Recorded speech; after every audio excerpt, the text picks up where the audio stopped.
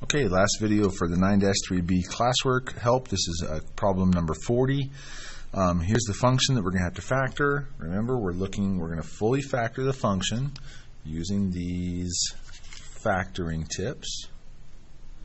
And then we're going to look for all these 5 categories of landmarks. You can pause that to write those down if you need to.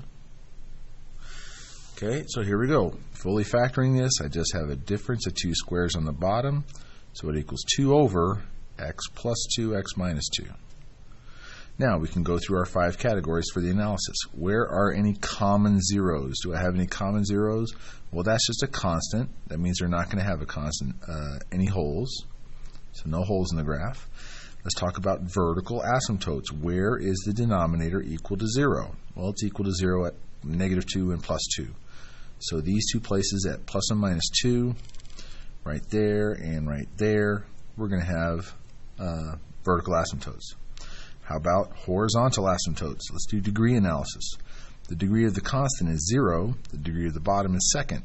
Because the denominator is greater, that means the horizontal asymptote is at y equals 0. So I'm going to kind of do this dealio right there. Let's go ahead and put the asymptotes in because I'm over here on this side of the page. Okay, let's keep going. Number 4 is the x-intercepts. X-intercepts are zeros of the numerator.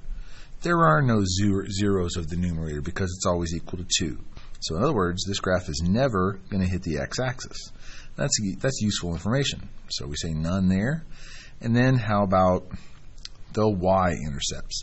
That's if I go back to the original function and I put 0 right here, I cover up this part, what am I left with? Well, it's 2 over negative 4. That's negative 1/2, right?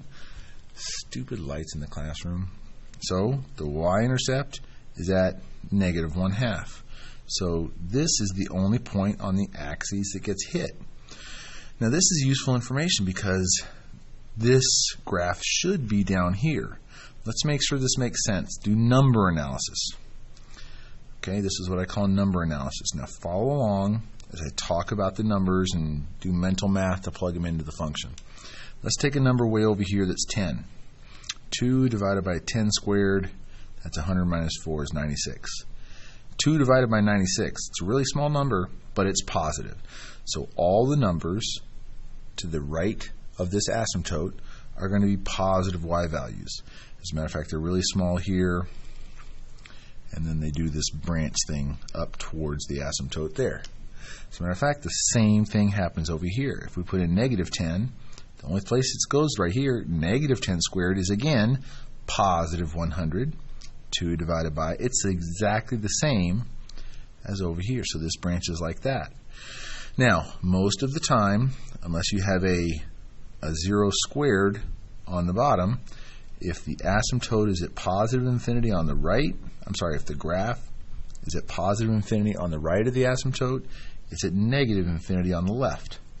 Same thing, but vice versa for this one. This is a positive infinity, so on the other side of the asymptote, we go negative infinity.